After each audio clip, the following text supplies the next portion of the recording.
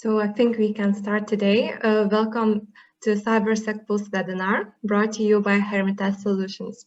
Let me remind you that during Cybersec Pulse talks, we bring together highly qualified security professionals who introduce us to latest cybersecurity solutions and demonstrate how it solves data protection and IT security challenges. My name is Simona Bevinite, and I will be your host today as we bring David Munich, IT security analyst from senhasegura. David will introduce us how to manage full privilege access lifecycle with senhasegura. But more about that you will hear from David. Before we get started, a few reminders. We are going to record the webinar, so if you have a step away for any reason, don't you worry. We will send you the recording in about a few days.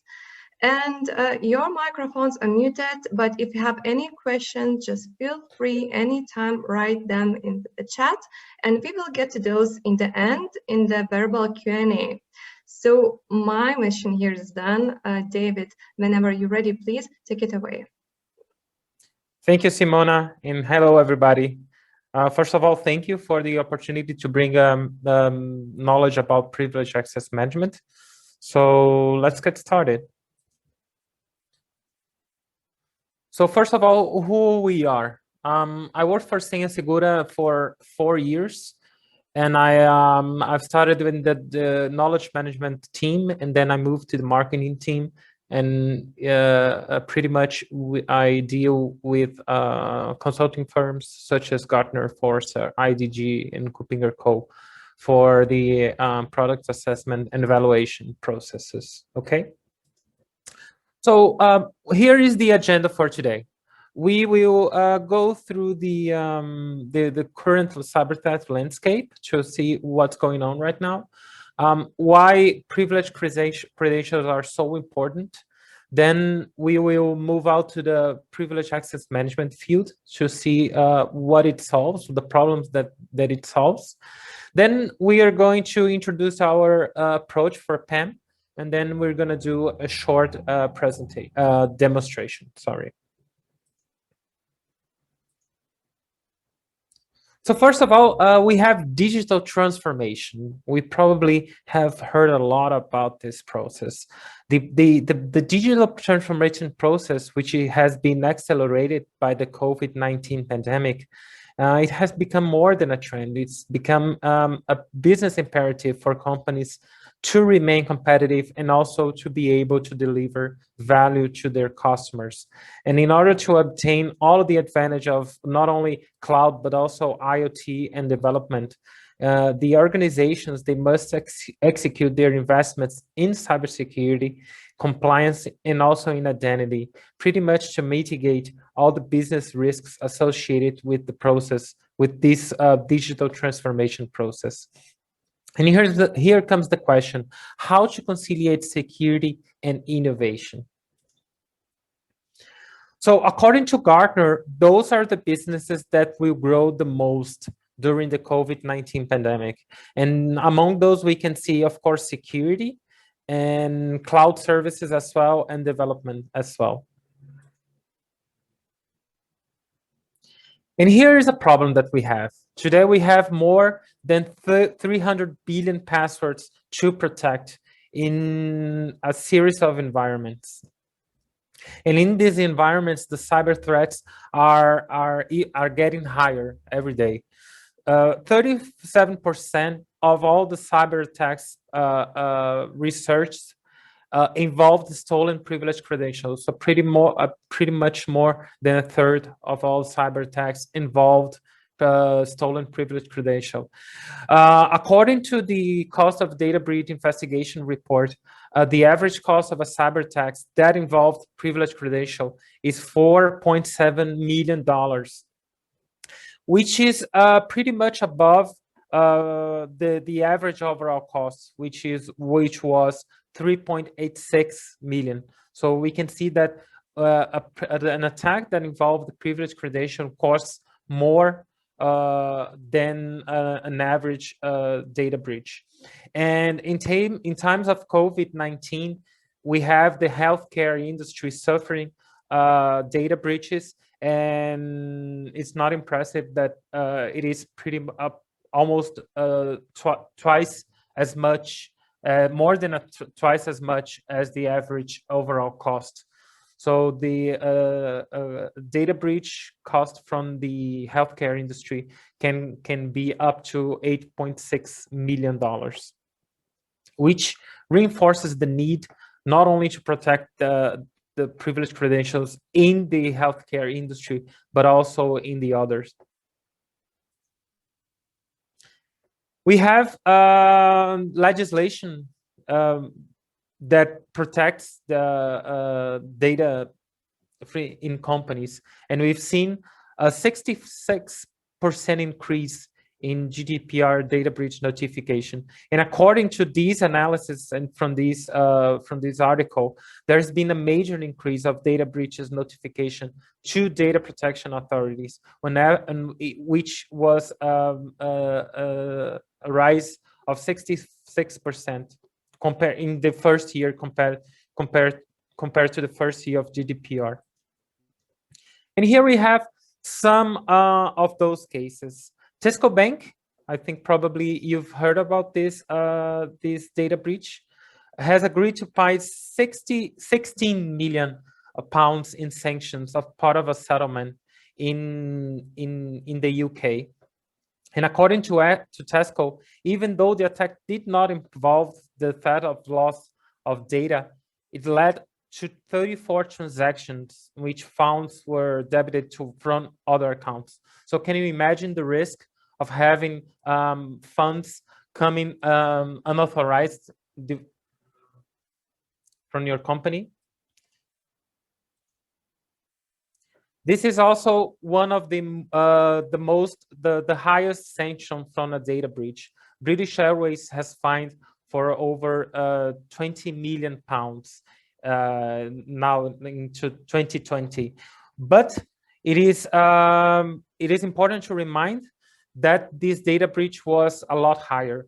The ICO, which is the British Data Authority, initially planned to fine British Airways in more than 180,000 pounds. Booking.com, nobody is safe from data breaches. In this case, for more than 400,000 in a fine after failing to report a data breach within the 48-hour period mandated by GDPR.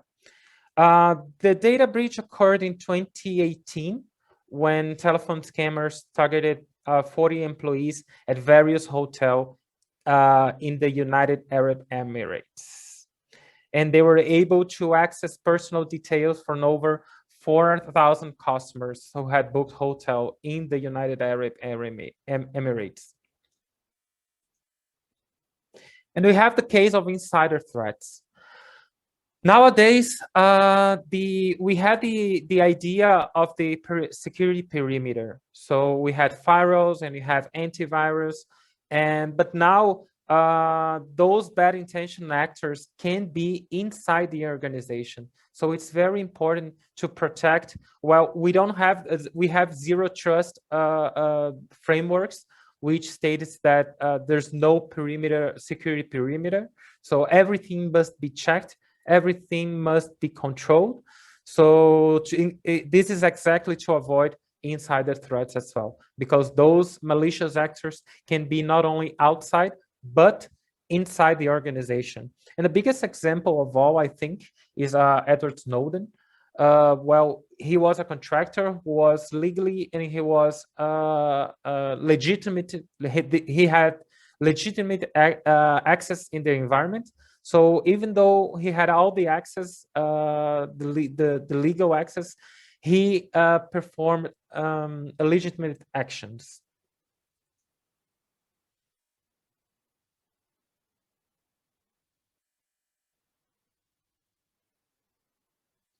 Just a moment. And now we are we're living in the privacy era. So data is the new oil, and regulations are there to protect data from these malicious actors, which brings new cybersecurity challenges. GDPR, for example, for Europe, we have here in Brazil, I'm talking from Brazil right now, and we also have a data privacy legislation, and even the US is now talking about a federal data privacy law. They have, for example, CCPA, but they are talking about a nationwide data privacy legislation. So GDPR,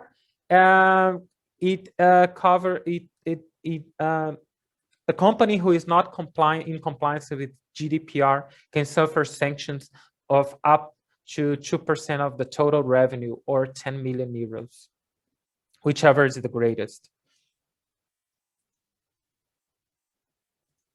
We have privileged credentials. So we have seen how privileged credentials can be damaged in the environment. So what are privileged credentials? Privileged credentials are also called the keys of the kingdom. But why are they so important? Well, pretty much because they provide access to critical actions. So, for example, modifying a domain controller settings, or for example, transferring funds from the accounts. And we have seen the multiplication of this type of account in the environment. And in times of greater regulatory requirements, such as GDPR, for example, ensuring the protection of those credentials is more than reducing cyber risks and avoiding millionary sanctions. It is also ensuring business continuity. These accounts can be user accounts, which are related to people, to person, which can be a local admin, a domain admin, privileged user, or third party. Now that we are increasingly having third-party access in the environments, but they can also be related to machines and applications. Service accounts, Windows service accounts, for example, application accounts, all the DevOps pipelines. You've probably heard about DevOps, which is also another area that we can cover here, but pretty much they contain machine accounts. And the trend is that this number will rise up, because Gartner talks about 20 billion connected devices in 2020, and now for 2021, this number will rise about 20%. That's the estimate, which will reach 24 billion connected devices in this year. And what are the associated risks related to privileged credential? Well, those are the main risks associated with them. First, the privilege abused of shared credentials. So we have one credential that is shared among a team, for example.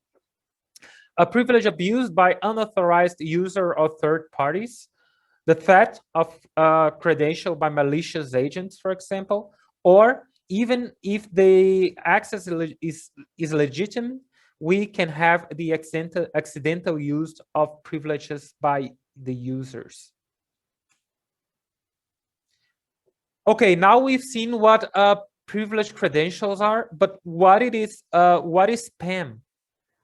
The main purpose for PAM is to prevent cyber attacks and data leaks carried out through privileged credential, and also to ensure compliance with data protection laws. Those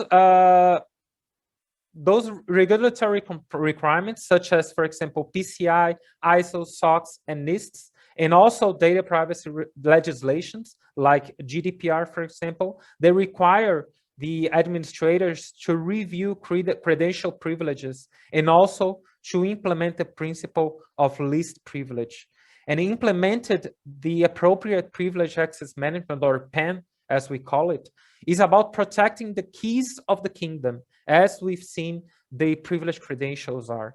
That those privileged credentials in the wrong hands can open improper doors and also expose the company to malicious invaders. And because privileged credentials are so important, they are a favorite target for malicious attackers. And according to Gartner, by next year, 2022, 70% of organizations will implement those practices for all of those use cases, which is an increase of 40% compared to today.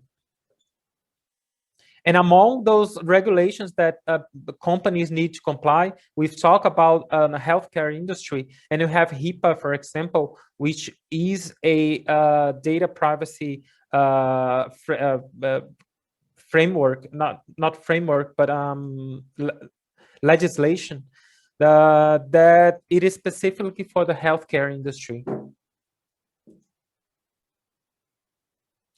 So in this graphic here, it's possible to see the evolution of those privileged credentials. So before, we had a few users with many privileges. They were basically, those privileged credentials were basically on premises. And these were talking about admin accounts, for example, on network assets, those admins accounts on servers, for example, hypervisors. And then we had the evolution where we had cloud environments, for example. And finally, we have evaluated privileged credential to IoT and DevOps, for example. We have cameras, we have sensors, we have DevOps that use privileged credentials as well. And now we have seen the spread of APIs. So solutions are talking to each other. And this is done through APIs. And the privileged credentials who used to have many privileges, now they have fewer privileges. And also we're talking about machine access management. We have, for example, RPA. We have, for example, privileged task automation as well, PTA. And they use privileged credentials as well to perform those actions in the environment. Gartner also recognized the importance of implementing the adequate privilege management, and they have chose PAM for 2 years in a row as the #1 project in information security. And by implementing the appropriate PAM controls, it is possible to address cybersecurity needs and also to reduce those associated risks. Some of the risks also include the lack of visibility, for example, of assets connected to the infrastructure, which means that you cannot see what is connected to the assets and the credentials that are connected to your infrastructure. The lack of management of those accesses, and also the lack of traceability of actions carried out in the environment, which means that privileged malicious actors can perform actions that cannot be noted by the information security area. And those risks are directly related because we usually see that it's impossible to track what is not managed, and it's not possible to manage what is not known. Okay, but how to implement PAM? The implementation of the PAM controls involves those aspects. First of all, the people, which means the users that need privileged credentials to perform their daily tasks. Processes, those companies need to establish processes associated with those credentials, and they need tools to properly manage privileged credentials. Of those, in my opinion, the most difficult to implement are the processes and the people. And I also think that it's usually to implement the state-of-the-art in PAM technology if those business processes are not well defined and people do not have the proper cyber awareness. In this case, addressing the technology aspect without working on the others can result in greater security risks, in addition to impacts on budgets, which can affect business continuity. So imagine if you have we have a PAM solution, for example, and if we don't implement the processes and we don't have the trained people to operate these tools, in my opinion, this is useless. And what is a PAM solution? This diagram shows how it works. And here the problem is that the lack of control over these privileged credentials prevents governance in information security. And this results in a greater attack surface and also the chance of a cyber attacks. So this is pretty much how Senha Segura works. We can have direct access to the devices, but of course you can block this direct access to happen, which forces the user to use this solution. So the solution, it can act as a password vault, which means that the user can withdraw, can view the password of a device to perform the direct access. But in companies with a higher maturity level, they perform the access directly in the device. So Senha Segura can act as a proxy, which means that the users can perform the section directly through the solution. And Senha Segura also offers some features related to user behavior, for example, because we've seen that malicious insiders insider threats can be can have a high risk for the company. It is important to check all the actions that are carried out in the environment. And Senha Segura also connects with CM syslog, so your SOC team can have a better overview of those actions that are carried out in the environment. And Senha Segura is also compatible with cloud environments, with social media, for example, servers, network devices, applications, databases, and we have open connectors, which means that we can easily integrate even with legacy infrastructure. Here we have our PDM solution. So Senha Segura can also manage elevation and delegation in endpoints. And now we're working with remote work, it is very important to have visibility of actions carried out in the endpoints. And Senha Segura also solves the DevOps secret management problem. Gartner, for example, estimate that by next year, by 2022, 25% of all software development projects will follow some kind of DevOps methodology, which it's against less than 10% today. Senha Segura has an exclusive module for DevOps management, which is called the DSM, the DevOps Secrets Management. Okay, now, Simona, can we release the first poll? We would like to evaluate when your company is planning to deploy a pen solution. So we give you a few moments to respond before we move on to the next slide.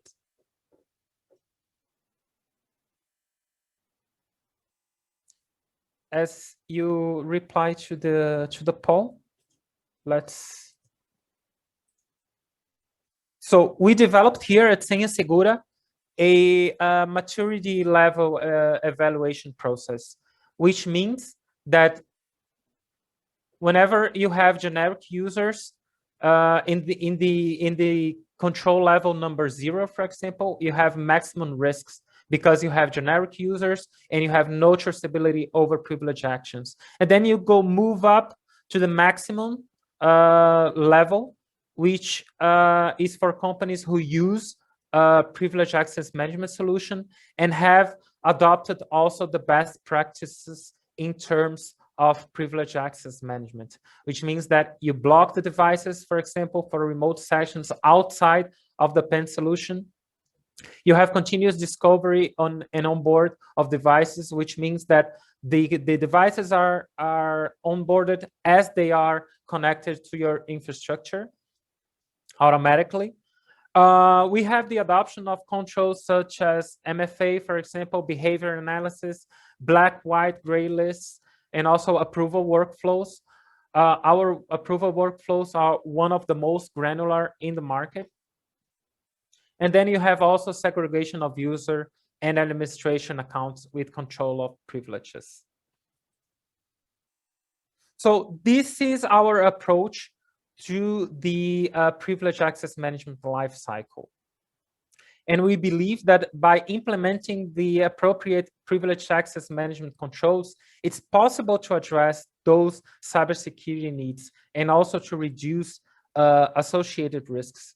Because those risks include, for example, the lack of visibility that we've talked before, the lack of management of privileged access, and the lack also of traceability of those actions carried out in the environment, they need to be addressed by the cybersecurity team. And then we have the before access, why and where the access occurs. We have the actions during the access, when and what actions are performed. And then we have the controls related to after the access, of which the user and the administrator can check how the access was performed. So first of all, we have the actions related to before the access. This is pretty much where we identify the access, where we give the appropriate level of access in the environment. The second of all, human, the actions performed during the access. And we have the after the access, which is pretty much related to audit performed actions in the environment. And we go through one by one of those phases of the life cycle phases. So first, a step of the life cycle is to implement the privileged access management. And to do this, it's necessary to map and to identify all the assets connected in the environment. And we've seen before that senhasegura can manage a handful of devices in the environments. And senhasegura not only manage credentials, but also digital certificates and SSH keys. In these cases, the PAN solution like senhasegura should allow the discovery and management of those devices, credentials, and also digital certificates by scanning and analyzing the entire network. And like this, any asset that is inserted in the environment can be automatically onboarded in the solution, which ensures full visibility of the keys of the kingdom. senhasegura also ensures that any account has enough privileges to complete the tasks assigned to it. And senhasegura has one of the most granular, is one of the most granular solutions in the market, which allows administrator to reduce or to eliminate privileges whenever possible, which allows the implementation of the principle of least privilege, which is a requirement of most of, if not all, of data privacy regulation. And an additional way to also reduce the attack surface is to use just-in-time, and senhasegura also does that.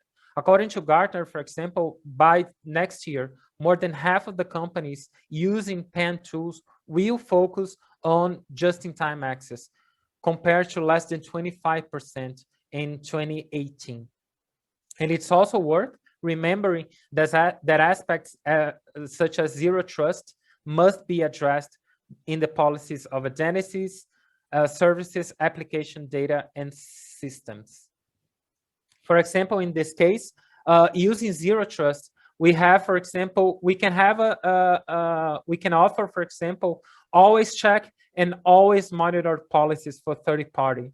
So let's say, for example, that your third party always access your devices through a specific location.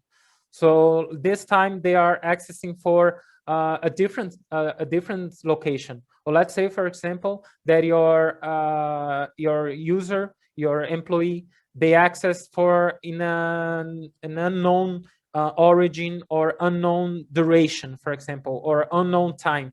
Let's say, for example, that those transactions are usually performed in the morning, and now they are performed in the afternoon. So this will probably trigger an alert at senhasegura saying, okay, listen, your user has performed an action in another time that they are used to. The use of senhasegura's scan discover feature, they allow the discovery of manage of device in the environment and their credentials as well. Senhasegura can also discover DevOps containers and playbooks, digital certificates and SSH keys. And these, like this, senhasegura allows that any asset connected in the environment is automatically imported in the solution. To mitigate leaks and risks to your company's data, some of the best password practices include managing credentials in a password vault, using the automatic password change feature, for example. And this can be used by predetermined usage, course, or time, which allows the reduction of the attack surface and, for example, prevents your user to sharing passwords across the team because the password will be automatically changed.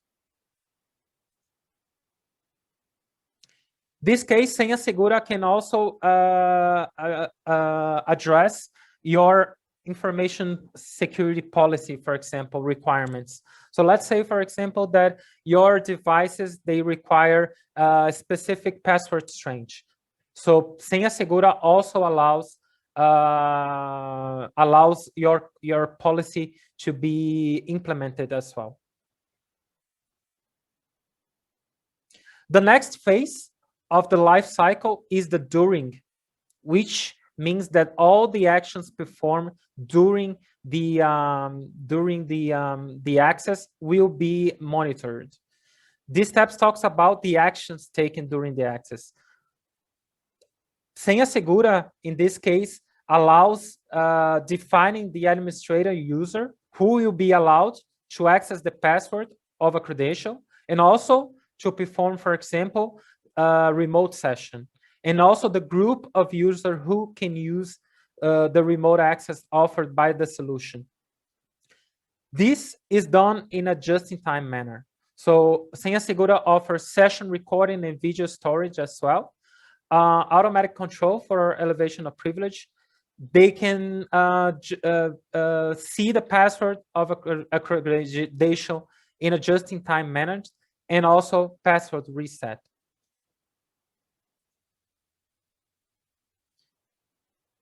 Senhasegura offers threat analysis, which comprises the audit, alert, and command block. Command score as well. They can senhasegura can detect lateral movement and elevation of privilege, and also user behavior.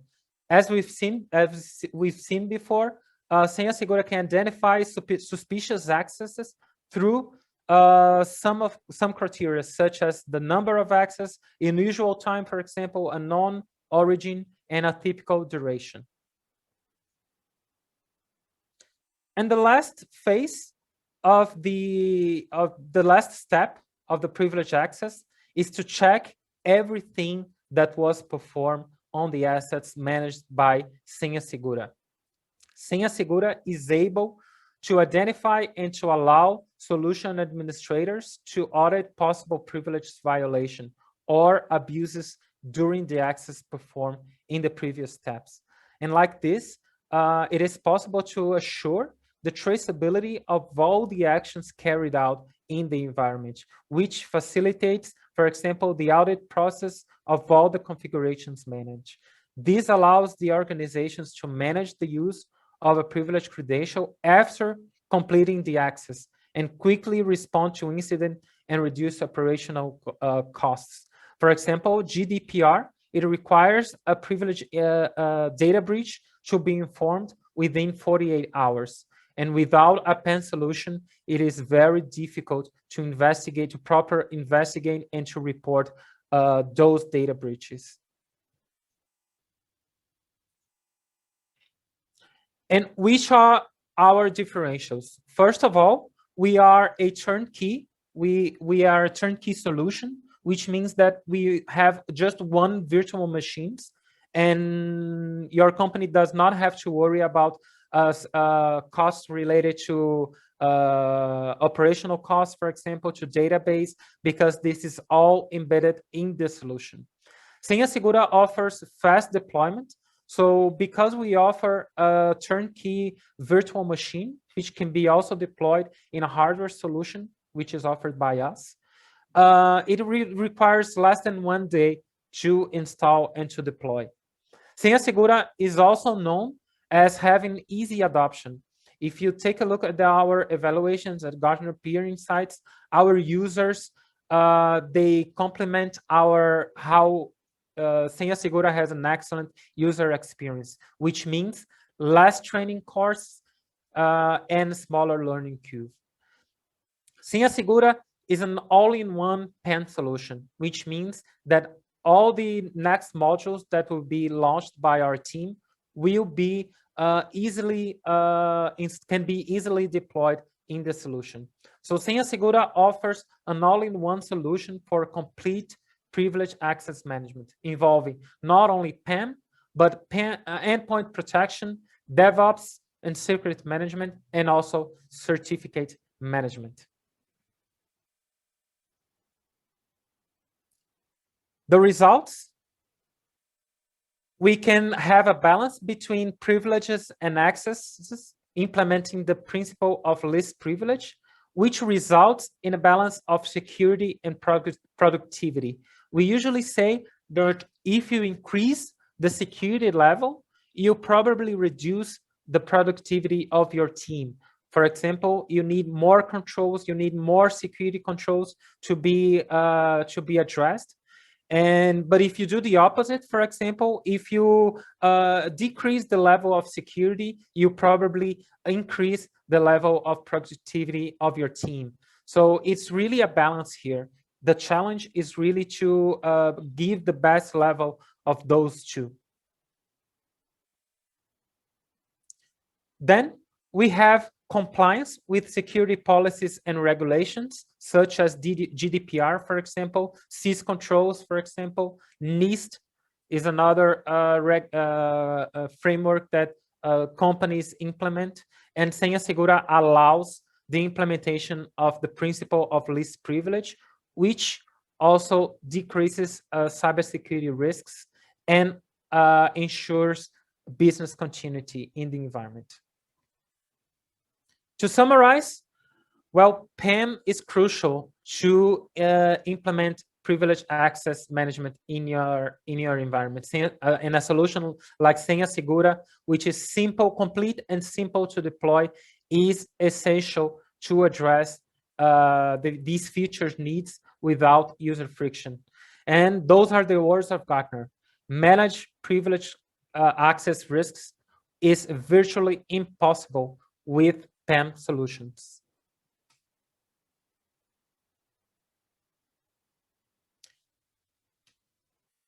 And now that we've seen all the content of the presentation, we will move on to the demonstration. So here is Senhasegura's home screen. So Senhasegura is a web-based solution. So all the console, all the actions is performed through your browser. So here we have a menu with everything is consolidated. The PAM solution, the digital certificates solution, task manager, for example, DSM. So we have all the modules consolidated here in this screen. So in this case, here you have the desktop where you can see a summary of your PAN usage. For example, your most used credentials, your requests, the passwords that are under your custody, for example. And if we go on all, on the menu, oops, expired my access. Let me.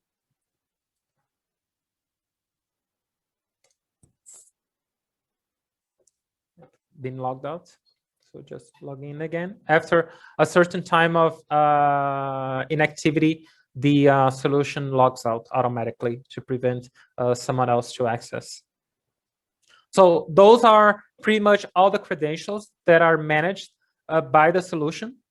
So we can have, for example, here, your AWS console, for example. So if you click on here, this will automatically start the session.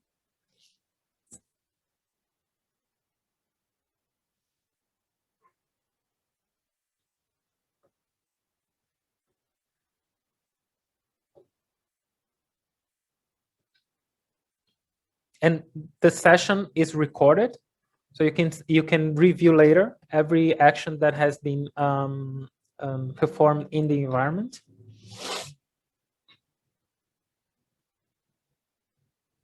So I have to type the CAPTCHA, which comes from the AWS management console.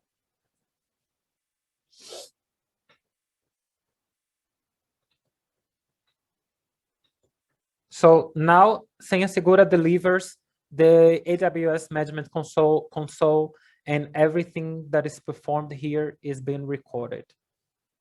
So I will give another example just to show you the radar. I can either view the password here, for example, if you want to perform direct access from outside of the solution. But the best practice is to perform the access from the solution, because then everything is recorded. So you have here the password, you can view the password, or you can perform the session directly in the device. So to show, and all the credentials, they are imported through the discovery feature. So here we're talking about the before the access. So here you can see the progress of all the discovery executions.